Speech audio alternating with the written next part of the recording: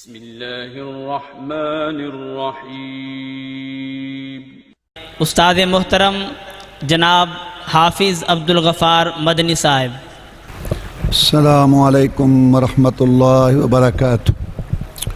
ان الحمد للہ نحمده ونستعینه ونستغفره ونعوذ باللہ من شرور انفسنا ومن سیئات اعمالنا، من يهده الله فلا مضل له ومن يضلله فلا هادي له، واشهد ان لا اله الا الله وحده لا شريك له، واشهد ان محمدا عبده ورسوله صلى الله عليه وسلم۔ اما بعد فان خير الحديث كتاب الله، وخير الهدي هدي محمد صلى الله عليه وسلم، وشر الأمور محدثاتها، وكل محدثة بدعة، وكل بدعة ضلالة، وكل ضلالة في النار۔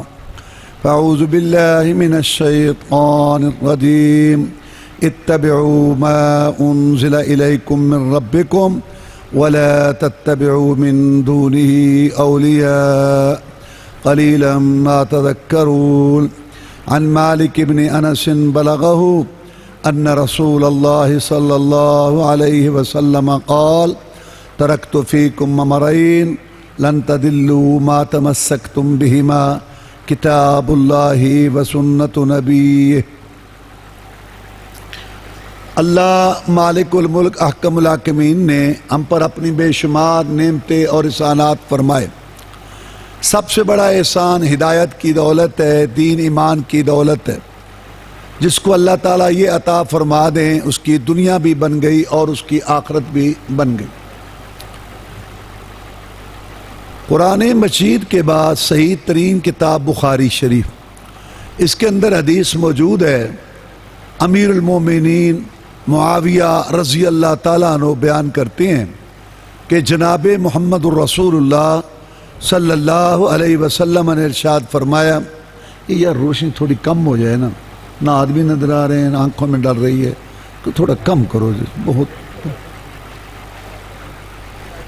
رسول اللہ صلی اللہ علیہ وسلم نے ارشاد فرمایا، من یرد اللہ بہ خیرا یفقہہ فی الدین، جس آدمی کے ساتھ اللہ بھلائی کا بہتری کا ارادہ فرماتے ہیں اس کو اپنے دین کی سمجھ دے دیتے۔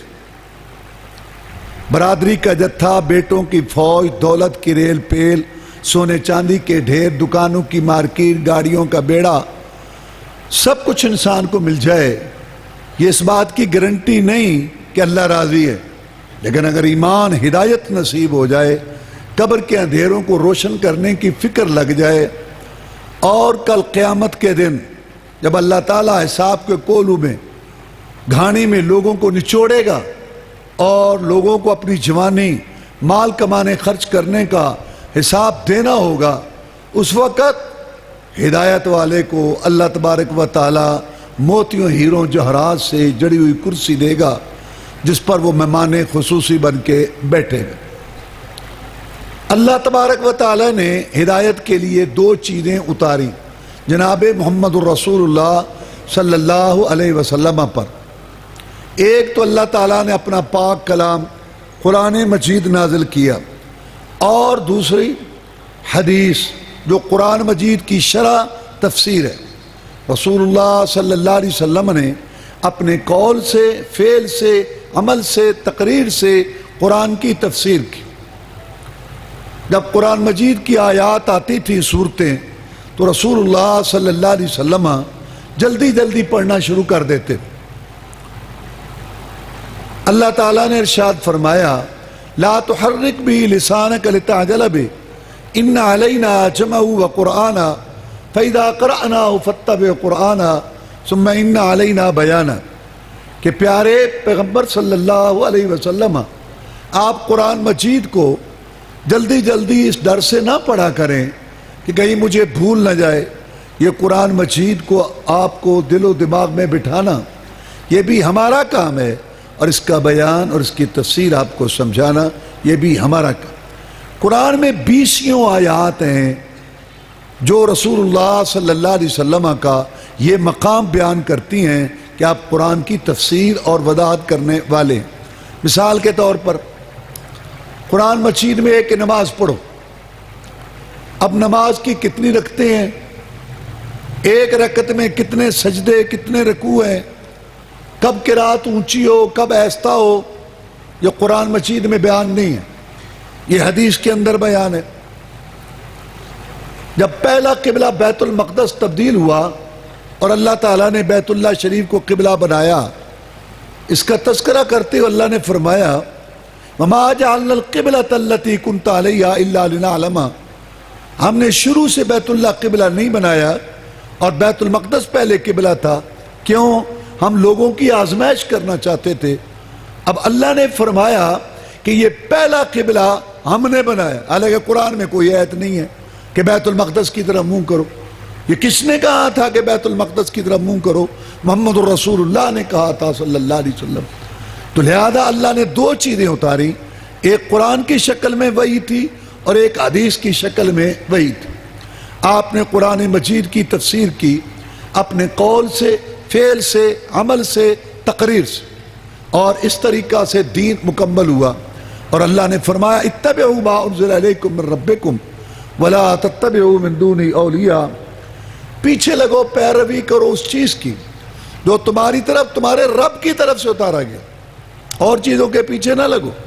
اور اللہ کی طرف سے دو چیزیں اتاری گئیں، ایک قرآن اور ایک اس کا بیان حدیث رسول صلی اللہ علیہ وسلم۔ اس لیے رسول اللہ صلی اللہ علیہ وسلم نے فرمایا کہ ترکت فیکم امرین لن تضلوا ما تمسکتم بہما کتاب اللہ و سنت نبیہ، کہ میں دنیا سے جا رہا ہوں اور میں تمہارے لیے دو چیزیں چھوڑ کے جا رہا ہوں، اور تم کبھی گمراہ نہیں ہوگے جب تک ان دو چیزوں کو پکڑے رکھو گے، ایک رب کا قرآن اور ایک میں محمد صلی اللہ علیہ وسلم کا فرمان۔ صحابہ کرام رضوان اللہ علیہ مجمعین رسول اللہ صلی اللہ علیہ وسلم سے قرآن بھی حاصل کرتے تھے اور آپ کی حدیثیں اور سنتے بھی حاصل کرتے تھے، قرآن بھی لکھتے تھے اور آپ کی کا بھی لکھتے تھے۔ چنانچہ علی رضی اللہ تعالیٰ عنہ کے پاس ایک صحیفہ تھا لکھا ہوا، ابوبکر صدیق رضی اللہ تعالیٰ عنہ کے پاس ایک صحیفہ تھا لکھا ہوا، عبداللہ بن عمر کے پاس رضی اللہ تعالیٰ عنہ، اور اس طرح ابو ہریرہ رضی اللہ تعالیٰ عنہ کے پاس احادیث کا ایک مجموعہ لکھا ہوا تھا۔ تو بعد میں جب یہ کتابیں مرتب ہوئیں تو وہ صحیفے ان کے اندر سمو دیے گئے۔ یہ جو لوگوں میں مشہور ہے نا کہ 200 سال بعد حدیث کی کتاب لکھی گئی، یہ جہالت ہے اور غلطی ہے۔ یہ کوئی آسمان سے نہیں یہ کتابیں ٹپک پڑی، یہ سارے پہلے صحیفے موجود تھے اور وہ حدیثیں لکھی ہوئی تھیں جو ان کتابوں میں آئیں۔ جن لوگوں کو اللہ تعالیٰ نے اسپیشل پیدا کیا اس دین کی حفاظت کے لیے، ان میں ایک نمایاں نام امیر المومنین فی الحدیث، امام الدنیا فی الحدیث، رئیس الفقہاء والمجتہدین، جبل الحفظ والاتقان، آیت من آیات اللہ، حضرت امام بخاری رحمہ اللہ تعالیٰ۔ اللہ تعالیٰ نے ان کو اسپیشل طور پہ پیدا کیا اس حدیث کی حفاظت اور چوکیداری کے لیے۔ اللہ نے انتظامات کیے کہ ان کا باپ بہت زیادہ مال چھوڑ کے فوت ہوا تھا، امام بخاری رحمہ اللہ کو کاروبار کرنے کی ضرورت ہی نہیں تھی، اور پھر اللہ تعالیٰ نے ان کو بہت بڑا جو ہے وہ دنیا کے اندر ایک حافظ بنایا، یعنی حفظ کا ملکہ، یاداشت خصوصی طور پر ان کے اندر تھی۔ انہوں نے علم حاصل کرنا شروع کیا، 16 سال کی عمر میں اپنے علاقے کے تمام شیوخ سے انہوں نے علم حاصل کر لیا، اور پھر یہ نکلے علم حاصل کرنے کے لیے، بخارا سے نکلے، عراق گئے، شام گئے، مصر گئے، اور اس طریقہ سے حجاز، مکہ، مدینہ گئے۔ 1000 اساتذہ سے انہوں نے علم حاصل کیا۔ ان کے اساتذہ میں بڑے بڑے اساتذہ امام احمد بن حنبل رحمۃ اللہ علیہ، امام اسحاق بن راہویہ رحمہ اللہ، اور امام علی بن مدینہ رحمہ اللہ تعالیٰ ہیں۔ 1 لاکھ کے قریب ان کے شاگرد ہیں، جن میں امام مسلم رحمۃ اللہ علیہ، امام ترمذی رحمۃ اللہ علیہ، اور امام نسائی رحمہ اللہ ان کے شاگرد ہیں۔ امام بخاری رحمۃ اللہ علیہ نے احادیث کا ذخیرہ جمع کرنے میں بہت قربانیاں دیں۔ ایک دفعہ کشتی میں بیٹھے تھے، پیسے دینے لگے کشتی والے کو، تو تھیلی دیکھ لی ایک آدمی نے، تو اس نے اعلان کر دیا کہ میری ایک تھیلی ہے اس رنگ کی، گم ہوئی ہے اس کشتی کے اندر۔ کشتی والے نے کہا سارے لوگ کشتی کے اندر موجود ہیں، ابھی تلاشی لے لیتے ہیں۔ تلاشی لی گئی، وہ تھیلی نہ نکلی۔ سب لوگوں نے اس کو لان تان کیا۔ جب کشتی کنارے لگی، سارے لوگ اپنے اپنے گھروں کو روانہ ہوئے۔ یہ حدیث کا محافظ چوکیدار امیر المومنین فی الحدیث امام بخاری رحمہ اللہ بھی اپنا بستہ اٹھا کے اپنی راہ پہ چل پڑے۔ وہ آدمی پیچھے آیا، اس نے کہا یا جنبی تھیلی تو تمہارے پاس تھی، وہ گئی کہاں؟ اس نے کہا چھوڑو، نہ تمہارے کام آئی نہ ہمارے کام۔ پھر بھی کہتا وہ تو میں نے پانی کی لہروں کے سپرد کر دی۔ کیوں؟ اس لیے جب میرے حالات لکھے جاتے تو اس میں یہ بات بھی لکھی جا کہ رمیہ بسرقہ کہ بخاری پر چوری کی تہمت لگی تھی۔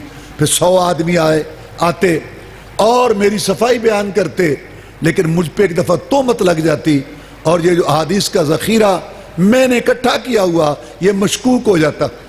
امام بخاری رحمہ اللہ اپنے استاد کے پاس پڑھ رہے تھے۔ امام اسحاق بن راہویہ رحمہ اللہ نے کہا کہ کوئی ایسا آدمی ہو جو صحیح حدیث کا مجموعہ تیار کرے اور ضعیف حدیث کو ایک طرف کرے۔ امام بخاری رحمہ اللہ کہتے ہیں کہ میرے دل میں یہ بات آئی کہ میں یہ کام کروں گا۔ پھر مجھے خواب آیا کہ جناب محمد رسول اللہ صلی اللہ علیہ وسلم آرام فرما رہے ہیں اور آپ کے جسم میں عطر پر مکھیاں بیٹھتی ہیں، تو میں مکھیوں کو اڑا رہا ہوں پنکھے سے۔ تو میں نے تعبیر پوچھی تو مجھے یہ بتایا گیا کہ تو صحیح حدیث کو ضعیف حدیث سے علیحدہ کرے گا۔ چنانچہ میں نے اس بخاری کو شروع کیا، اس کتاب کو۔ اتنا عظیم امام تھا کہ اس کے لیے اس کے اساتذہ نے بھی تعریف کی۔ امام احمد بن حنبل رحمۃ اللہ علیہ کہتے ہیں کہ ما اغرر خراسان مثل محمد بن اسماعیل بخاری، خراسان کے علاقہ میں کوئی امام بخاری جیسا عالم پیدا نہیں ہوا۔ امام اسحاق بن راہویہ ان کے استاد یہ کہتے ہیں کہ لوگو انظروا الی ھذا الشام، اس نوجوان امام بخاری کی طرف توجہ کرو رحمہ اللہ، اکتبوا عنہ، اور اس سے حدیث لکھو۔ لو کان فی زمن الحسن البصری لاحتاج الیہ، اگر یہ بہت بڑے تابعی حسن بصری رحمۃ اللہ علیہ کے زمانہ میں ہوتے وہ بھی محتاج ہوتا ان سے حدیث لینے میں۔ اور پھر امام مسلم رحمۃ اللہ علیہ نے کہا کہ اے بخاری رحمہ اللہ لا یبغضک الا حاسد، تیرے ساتھ بغض کرنے والا حسد کا شکار ہوگا، حاسد ہی بغض کر سکتا ہے۔ اور امام مسلم رحمہ اللہ نے ان کی پیشانی پہ بوسہ دیا اور کہا دعنی یا استاد الاستاذین و یا سید المحدثین، مجھے اجازت دے استادوں کے استاد اور محدثین کے سردار کہ میں تیرے پاؤں چوموں، تو اس وقت حدیث کا سنت کا سب سے بڑا محافظ اور چوکیدار ہے۔ امام بخاری رحمہ اللہ نے مسجد نبوی کے اندر بیٹھ کر روضۃ من ریاض الجنہ میں بیٹھ کے اس کتاب کا نقشہ بنایا۔ 100 کے قریب 3 کم 100 کتابیں اس کی لکھی، اس کے اندر 100 کے قریب کتابیں ہیں اور 4000 باب ہیں اس کے۔ یہ نقشہ بنایا اور بیت اللہ شریف میں حجر اسود اور مقام ابراہیم کے درمیان بیٹھ کر احادیث لکھی۔ غسل کیا، 2 رکعت نماز پڑھی اور حدیث لکھنے سے پہلے دعا کرتے کہ یا اللہ میں نے پوری کوشش کی ہے، تجھے تو پتہ ہے کہ اگر تیرے پیغمبر کا یہ فرمان نہیں ہے تو بخاری کے ہاتھوں کو شل کر دے، مجھے لکھنے کی توفیق ہی نہ ہو۔ اس طریقے سے یہ کتاب مرتب ہوئی۔ 7000 اس کے اندر حدیثیں ہیں اور تکرار والی حدیث حذف کر دی جائیں تو 4000 حدیث ہیں اس کے اندر۔ امام بخاری رحمہ اللہ نے اس کو اپنے وقت کے اساتذہ اور بڑے بڑے علماء پر اس کو پیش کیا اور سب نے اس کی تصدیق کی اور سب نے کہا اصح الکتب بعد کتاب اللہ، زمین کی پشت پر نیلے آسمان کی چھت کے نیچے قرآن کے بعد صحیح ترین کتاب یہ بخاری شریف۔ اب قرآن اور حدیث کو حاصل کرنے کے لیے محنت درکار ہے، جس کو علم کہتے ہیں۔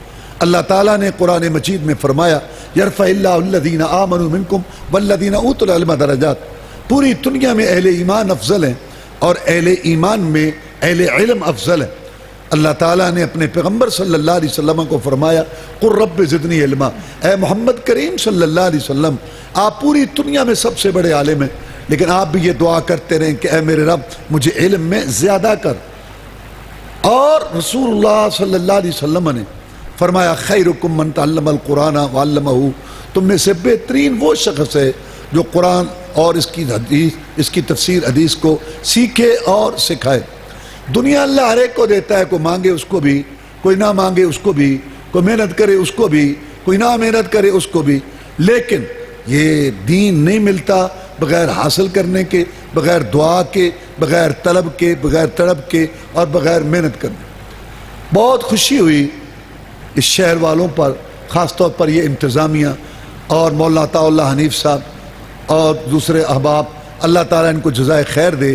یہاں انہوں نے ایک بچیوں کا مدرسہ قائم کیا ہوا ہے اور اس دفعہ 12 بچیاں جو ہیں انہوں نے بخاری شریف کی تعلیم حاصل کی ہے۔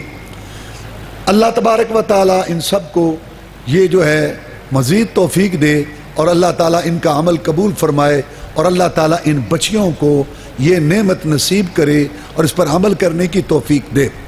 بخاری شریف کی سب سے پہلی حدیث امام صاحب رحمۃ اللہ علیہ نے جو بیان کی وہ انما الاعمال بالنیات، کہ اعمال کا دار و مدار نیتوں پر ہے، نیت درست ہوگی تو عمل قبول ہوگا۔ کیا مطلب ہے کہ اگر عمل اللہ کے لیے ہوگا، اللہ کو خوش کرنے کے لیے، تو اس کا ثواب ملے گا۔ اگر اللہ تعالیٰ کے علاوہ وہ عمل کسی فرشتے، نبی، ولی، پیر، پیغمبر اور قبر، درگاہ اور مزار اور کسی اور کے لیے ہوگا تو اس کا کوئی ثواب اور اجر نہیں ہوگا۔ دیکھیے مکہ والوں نے بیت اللہ شریف بنایا اور کہنے لگے کہ ہم نے بیت اللہ بنایا ہے محمد صلی اللہ علیہ وسلم۔ اللہ نے فرمایا ما کان المشرکین ان یعمروا مساجد اللہ شاہدین علی انفسہم بالکفر اولئک حبطت اعمالہم وفی النار ہم خالدون، کہ اے محمد کریم صلی اللہ علیہ وسلم ان کو کوئی ثواب نہیں، ان کے قول میں شرک، فعل میں شرک، رو میں شرک، رگریش میں شرک، سورنے میں شرک، دعا میں شرک، پکارنے میں شرک، نظر نیاز میں شرک، چڑھاوا چڑھانے میں شرک، اور یہ سارے کام شرکیہ کرنے والے، ان کو بیت اللہ بنانے کا بھی کوئی ثواب نہیں۔ اور اگر اللہ تعالیٰ کے لیے خالص ارادہ ہو پھر عمل نہ بھی ہو تو ثواب مل جاتا ہے۔ تبوک کی جنگ بہت سخت جنگ تھی، سپر طاقت سے ٹکرانا تھا، گرمی کا موسم تھا، بہت دور کی مسافت تھی، سواریوں کی کمی تھی، لیکن آپ نے واپسی پہ فرمایا کہ میرے ساتھیوں کچھ لوگ مدینہ میں ہیں، بھی بچوں کے پاس ہیں، وہ اس جنگ میں ہمارے ساتھ نہیں آئے، لیکن اللہ نے ثواب میں ان کو ہمارے ساتھ کر دیا۔ کیوں؟ اللہ علیم بذات الصدور ہے، سینوں کے بھید جانتا ہے۔ اندھیری کالی کٹرات ہو، طوفان باد بارہ ہو، کالے پتھروں پر چلنے والی کالی چونٹی، مولا اس کا رنگ بھی دیکھتے ہیں اور اس کے پاؤں کی آواز بھی سنتے ہیں۔ اللہ تعالیٰ نے ان کو ہمارے ساتھ ثواب میں برابر کر دیا، کیوں؟ ان کی نیت یہ تھی کہ ہم اس جہاد میں چاہیں، لیکن سواریاں نہیں تھیں۔ آپ نے بھی معذرت کی، وَلَا عَلَى الَّذِينَ إِذَا مَا أَتَوْكَ لِتَحْمِلَهُمْ قُلْتَ لَا أَجِدُ مَا أَحْمِلُكُمْ عَلَيْهِ تَوَلَّوْا وَأَعْيُنُهُمْ تَفِيضُ مِنَ الدَّمْعِ حَزَنًا أَلَّا يَجِدُوا مَا يُنْفِقُونَ۔ فرمایا جہادی قافلے روانہ ہوئے اور وہ رو رہے تھے، ان کی آنکھوں سے آنسو آ رہے تھے کہ ہم مقدس سفر سے، اس مقدس جہاد کے سفر سے پیچھے رہ گئے۔ اب یہاں عمل نہیں ہوا لیکن ثواب مل گیا کیونکہ نیت خالص تھی۔ اس لیے امام صاحب رحمۃ اللہ علیہ نے سب سے پہلی حدیث میں یہ ذکر کی اور آخر میں کتاب التوحید قائم کی، یہ بتانے کے لیے کہ سارا کچھ جو اس کے اندر بیان ہوا ہے نا، یہ تب اس کا فائدہ ہوگا جب عقیدہ درست ہوگا۔ عقیدہ درست ہوگا تو پھر تمہیں ثواب ملے گا، عقیدہ درست نہیں ہوگا تو ثواب نہیں ملے گا۔ توحید میں اللہ تعالیٰ کا تعارف کراتے ہوئے بیان کیا کہ اللہ تعالیٰ عرش پر ہے۔ قرآن میں 7 آیتیں ہیں کہ اللہ تعالیٰ عرش پر ہے۔ قرآن اوپر سے آیا کہ اللہ تعالیٰ اوپر ہے۔ رسول اللہ صلی اللہ علیہ وسلم کو معراج اوپر ہوا کیونکہ اللہ تعالیٰ اوپر ہے۔ فرشتے اوپر سے آتے ہیں کیونکہ اللہ تعالیٰ اوپر ہے۔ اللہ کا علم، دیکھنا، مشاہدہ، حفاظت، نگرانی ہر جگہ ہے، لیکن اللہ تعالیٰ اپنی ذات کے ساتھ عرش پر ہے۔ عرش پر ہو کر بھی وہ شہرک کے قریب ہے۔ یہ دور نزدیک کے چکر ہمارے لحاظ سے ہیں، اللہ تعالیٰ کے لحاظ سے نہیں۔ اور اللہ تعالیٰ کی صفت کلام کو ثابت کیا کہ اللہ تعالیٰ کی جو کلام ہے اس کی آواز تھی، حروف تھے، الفاظ تھے، وہ کبھی تورات کی شکل میں، کبھی انجیل، کبھی زبور اور کبھی قرآن کی شکل میں۔ اور اس کے اندر یہ بھی بات واضح کی بخاری شریف کی آخری حدیث میں کہ کل قیامت کے دن ترازو لگیں گے، تول لگیں گے اور اعمال تولیں گے۔ تو یہ عمل اگر تم صحیح کرو گے، صحیح عقیدہ ہوگا تو تمہارا ترازو لگے گا۔ اور آخر میں حدیث پیش کی کہ ابو ہریرہ رضی اللہ تعالیٰ روایت کرتے ہیں کہ رسول اللہ صلی اللہ علیہ وسلم نے فرمایا کلمتان حبیبتان الی الرحمن خفیفتان علی اللسان ثقیلتان فی المیزان۔ 2 کلمے اللہ کو بڑے پیارے ہیں، زبان پہ بڑے ہلکے پھلکے ہیں، زیادہ کو محنت نہیں کرنی پڑتی ادا کرنے میں، لیکن کل قیامت کے دن ترازو میں بھاری ہوں گے۔ اور وہ کلمے ہیں سبحان اللہ و بحمدہ سبحان اللہ العظیم۔ رسول اللہ صلی اللہ علیہ وسلم نے فرمایا جو شخص 100 دفعہ سبحان اللہ و بحمدہ ہی کہے نا، اللہ تبارک و تعالیٰ اس کے سمندروں کی جھاگ جتنے گناہ بھی ہوں تو وہ معاف فرما دیتے ہیں۔ کل قیامت کے دن ترازو لگیں گے، قرآن میں اللہ نے ذکر کیا فَأَمَّا مَنْ أُوتِيَ كِتَابَهُ بِيَمِينِهِ فَيَقُولُ هَاؤُمُ اقْرَءُوا كِتَابِيَهْ إِنِّي ظَنَنْتُ أَنِّي مُلَاقٍ حِسَابِيَهْ فَهُوَ فِي عِيشَةٍ رَاضِيَةٍ فِي جَنَّةٍ عَالِيَةٍ قُطُوفُهَا دَانِيَةٌ كُلُوا وَاشْرَبُوا هَنِيئًا بِمَا أَسْلَفْتُمْ فِي الْأَيَّامِ الْخَالِيَةِ۔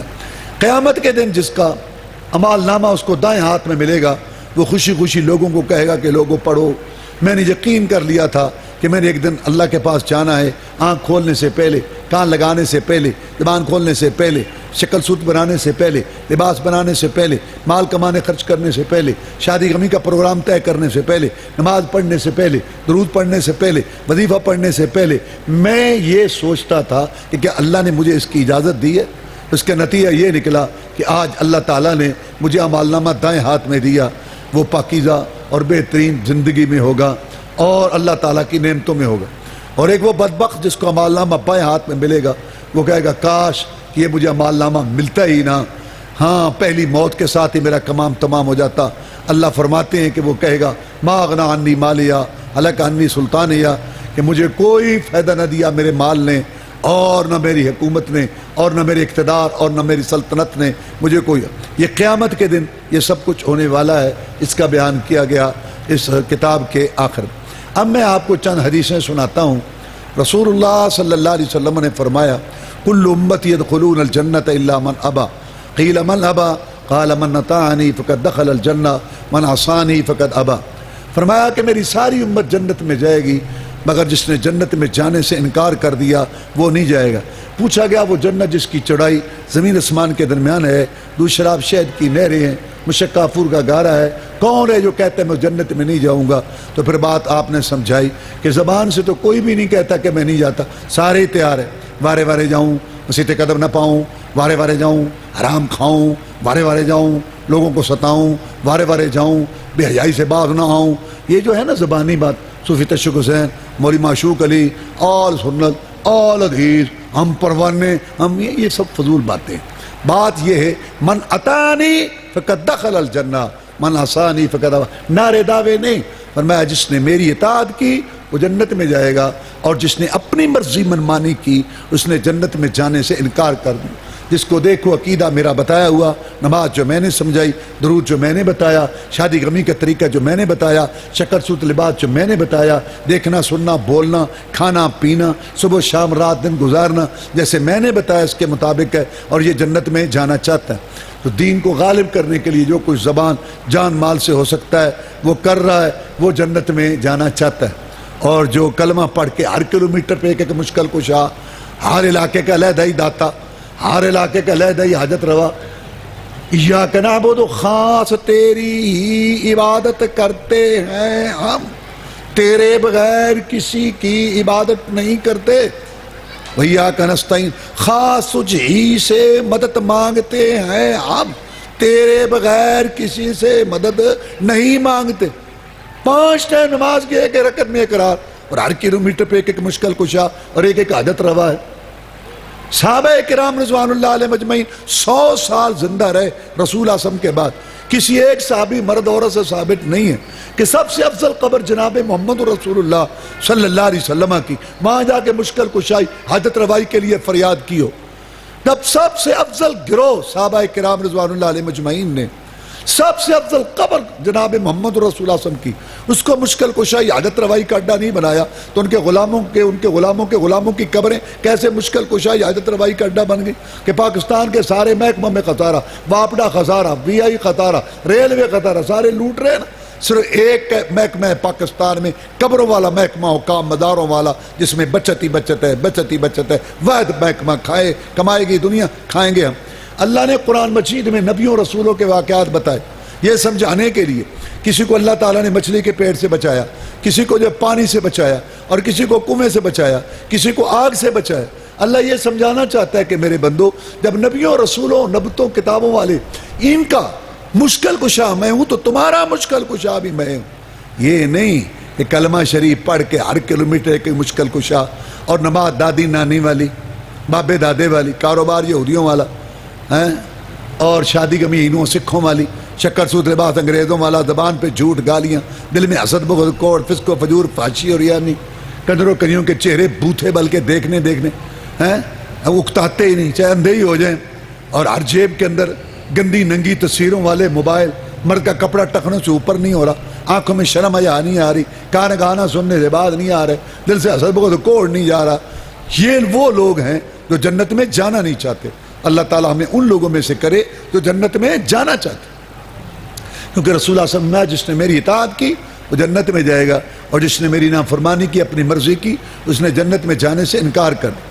عبداللہ بن عمر کہتے ہیں رضی اللہ تعالیٰ عنہ کہ رسول اللہ صلی اللہ علیہ وسلم نے فرمایا اربع من کن فیہ کان منافقا خالص، 4 باتیں جس میں ہوئی پکا منافق ہے، 4 باتیں جس میں ہوئی پکا منافق ہے: جھوٹ بولنا، وعدہ خلافی، امانت میں خیانت اور گالی بکنا. جھوٹ بولنا، اللہ نے فرمایا لعنت اللہ للکاذبین، جھوٹوں پر اللہ کی لعنت. شیطان بھی لعنتی اور جھوٹا بھی لعنتی. قرآن تو پڑھتا ہے تو مسلمان، اور پڑھتا ہے لعنت اللہ للکاذبین، اور جھوٹ بھی بولتا ہے، اپنے آپ پہ لعنت کرتا ہے، یا اللہ جھوٹوں پر تیری لعنت، میں بھی ایک جھوٹا لعنتی، مجھ پر بھی تیری لعنت. اور وعدہ خلافی، 3 ماہ کا وعدہ کیا تھا، پیسے نہیں بنے تو بھائی کو کہو یار میرے پاس گنجائش نہیں ہے. دینے والے کو کہا اسلام نے، جس نے قرض واپس کرنا ہے، کہ اگر تو دے سکتا ہے نہیں دیتا تو تو ظالم ہے، مطلب غنی یہ ظلم. اور جس نے قرض واپس لینا ہے اس کو کہا بھائی کو سہولت دے، آسانی سے لے، نہیں دے سکتا اس کو معاف کر. 3 ماہ کا وعدہ کیا، دے بھی سکتا ہے لیکن اپنا کام سیدھا کر رہا ہے، یہ کام کر لوں، اس دفعہ یہ کر لوں، یہ کاروبار کر لوں، اور 3 سال ہو گئے اور مانگنے کے لیے آتا ہے تو آگے سے گھرتا ہے. ہم مر رہے ہیں، دے کے مریں گے. یہ منافق ہے پرلے درجے کا، وعدہ خلاف ہے، وعدہ خلاف، یہ منافق ہے. اور امانت میں خیانت، سونے کا پہاڑ بھی کسی کا پڑا ہو تو انسان نہ دیکھے. میں امانت میں خیانت، سودے کا عیب چھپا کے بیچنا، دھوکہ کر کے بیچنا، ڈنڈی مار کے بیچنا، کم تول کے بیچنا، اور جھوٹ بول کے رسول اللہ صلی اللہ علیہ وسلم نے فرمایا یہ جو سودا بیچتا ہے نا، پریشان ہوتا ہے سودا نہیں بک رہا جی، سودے کا عیب ہے نہیں بک رہا، ہاں، اور جب بک جائے تو بچے کھل جاتی ہیں، کہنا نکل گئی. رسول اللہ فرماتے ہیں سودا نکل گیا، تو نے جھوٹی قسم اٹھائی لیکن برکت ختم ہو گئی. اور چوتھی بات گالی دینا. دیکھیں آپ کا کسی سے معاملہ، بات کرو، اس کو پکڑو، مسجد میں بھی پکڑ سکتے ہو، اور 4 آدمی اکٹھے کرو، تمہارے لیے جائز ہے. گالی دینے کا کیا مطلب ہے؟ وہیں سے سبحان اللہ، وہیں سے الحمدللہ، اور وہیں سے گالی دینا، یہ منافق کا کام. جھوٹ بولنا، وعدہ خلافی، امانت میں خیانت اور گالی بکنا، یہ منافقوں کی نشانیاں. پکا منافق ہے یہ 4 کام کرتا ہے. اب اپنا محلہ دیکھو، گلی دیکھو، مارکیٹ دیکھو، بازار دیکھو، خان، سارے منافق ہی منافق، سارے منافق ہی منافق، سارے منافق ہی منافق. اللہ تعالیٰ ہمارے حال پر رحم فرمائے. رسول اللہ صلی اللہ علیہ وسلم تدرون ما المفلس، تمہیں پتہ ہے کہ تم میں سے مفلس کنگلا کون ہے؟ جناب جس کے پاس پیسے دولت نہ ہو. فرمایا نہیں، کنگلا وہ ہے قیامت کو آئے گا، نمازیں پڑھی ہوں گی، صدقہ خیرات کی، اس کو تھپڑ مارا ہوگا، اس کو گالی دی ہوگی، اس کا مال کھایا ہوگا، اس کی غیبت کی ہوگی، اس کا گلا کیا ہوگا، اس پہ تہمت لگائی ہوگی. اور اس دن کرنسی ڈالر، روپے، ریال کی نہیں چلے گی، اس دن نیکیوں کا لین دین ہوگا. اللہ فرمائیں گے حق لینے والوں کو اس کی نیکیاں دے دو. نیکیاں ختم ہو جائیں گی، حق لینے والے باقی ہوں گے. پھر اللہ فرمائیں گے اب ان کے گناہ اس بدبخت کے سر پر رکھ. زبان کے چٹخارے، بات کر کے جائے کہاں، پٹاریاں لگا کے بیٹھ جاتے ہیں. اور پھر یہ غیبت، گلے، اس کے تو آج کل بڑے فیشن آئے ہوئے ہیں، فیشنی طریقے. غیبت، گلا، قرآن میں مردہ بھائی کا گوشت کھانا ہے. رسول اللہ صلی اللہ علیہ وسلم سے پوچھا گیا غیبت کیا ہے؟ آپ نے فرمایا پشت کے پیچھے غیر حاضری میں اپنے بھائی کی وہ بات کرنا جو اس کو ناپسند ہے. عرض کیا گیا جناب اگر وہ بات اس کے اندر موجود ہو، فرمایا یہی تو غیبت ہے، نہ ہو تو تہمت ہے. آج کل بڑے بڑے لوگ جو ہے نا ہیں اپنے طور پر نیک بننے والے، لیکن غیبت اور گلے میں ملوث ہیں. مردوں کی بھی غیبتیں، زندوں کی بھی غیبتیں. سب سے آسان کام آج کل دوسرے پہ تنقید ہے، اور سب سے مشکل کام اپنی اصلاح ہے. نہ تھی جب ہمیں حال اپنے کی خبر، رہے دیکھتے اوروں کے عیب و ہنر، پڑھی اپنی برائیوں پر جو نظر، تو نگاہ میں کوئی برا نہ رہا. بڑے کو دیکھو سمجھو اس کی نیکیاں زیادہ ہیں، مجھ سے اچھا ہے. چھوٹے کو دیکھو تو دیکھو مجھ سے اچھا ہے، اس کے گناہ کم ہوں گے. غیبت اور گلے کے یہ فیشن بنے ہوئے ہیں. میں بات کروں گا تو غیبت بن جائے گی اور پھر کر دیتا ہے. گل کریے تو گلا بنتا ہے اور پھر کر دیتا ہے. میں بات کہہ رہا ہوں، میں اس کے منہ پر بھی کہتا ہوں، بے منہ تے کو پہ یہاں کیوں کہہ رہا ہے؟ اللہ معاف فرمائے، یہ غیبت اور گلے، مردہ بھائی کا گوشت کھانا ہے اور اپنی نیکیاں ضائع کرنا ہے۔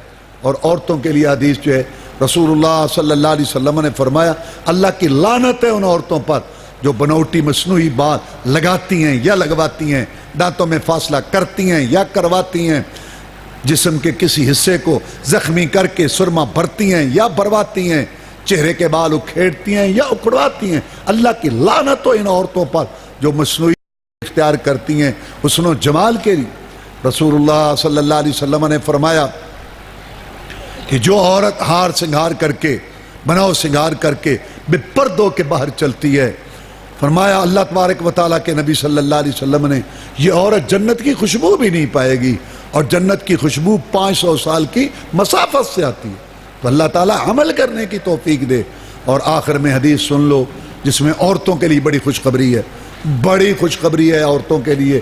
اس حدیث میں رسول اللہ صلی اللہ علیہ وسلم نے فرمایا جو عورت 5 ٹائم نماز پڑھے، رمضان کے روزے رکھے، خامن کی اطاعت کرے، اس کی غیر حاضری میں اپنی جان اور اس کے مال کی حفاظت کرے، میں محمد صلی اللہ علیہ وسلم اعلان کرتا ہوں کہ یہ اللہ کی بنائی ہوئی جنت کے 8 دروازوں میں سے جس سے چاہے جنت میں چلی جائے۔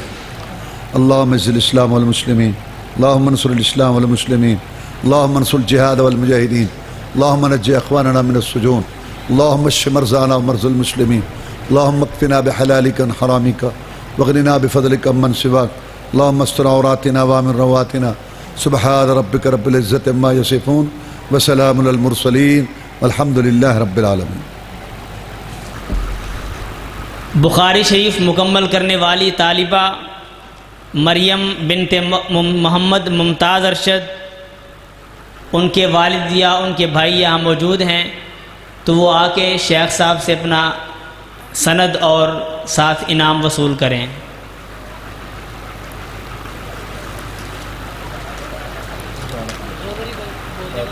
مریم بنت محمد ممتاز ارشد۔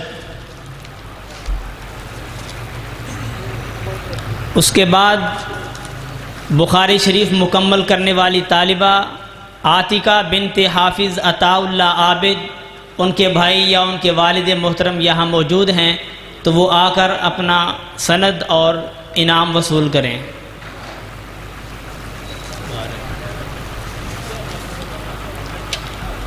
اس کے بعد بخاری شریف مکمل کرنے والی طالبہ صبا بنت محمد مخدوم حسین، ان کے والد محترم یا ان کے بھائی یہاں موجود ہیں، تو وہ آ کر اپنی سند اور انعام وصول کریں۔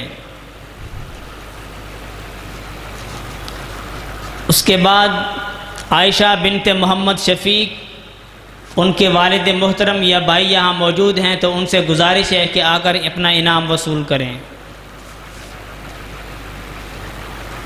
معافیہ بنت رحمت علی، ان کے بھائی یا والد محترم یہاں موجود ہیں، تو وہ آ کر اپنا سند وصول کریں۔ معافیہ بنت رحمت علی۔ اس کے بعد انم بنت محمد یحییٰ، ان کے والد یا بھائی یہاں موجود ہیں، تو وہ آ کر اپنی سند اور انعام وصول کریں۔ اس کے بعد ثنا فاطمہ بنت محمد ذوالفقار، ان کے بھائی یا والد یہاں موجود ہیں، تو وہ آ کر اپنی سند اور انعام وصول کریں۔ اس کے بعد صوبیہ بنت محمد مشتاق، ان کے والد یا بھائی یہاں موجود ہیں، تو وہ آ کر اپنی سند اور انعام وصول کریں۔ اس کے بعد نادیہ بنت محمد مشتاق، ان کے بھائی یا والد یہاں موجود ہیں، تو وہ آ کر اپنی سند وصول کریں۔ کوثر بنت محمد یاسین، ان کے بھائی یا والد یہاں موجود ہیں، تو وہ آ کر اپنی سند اور انعام وصول کریں۔ اس کے بعد حنا بنت لیاقت علی، ان کے بھائی یا والد یہاں موجود ہیں، تو وہ آ کر ان کی سند اور انعام وصول کریں۔ اس کے بعد حافظہ سونیہ بنت محمد رفیق، ان کے بھائی یا والد محترم یہاں موجود ہیں، تو وہ آ کر اپنا انعام وصول کریں۔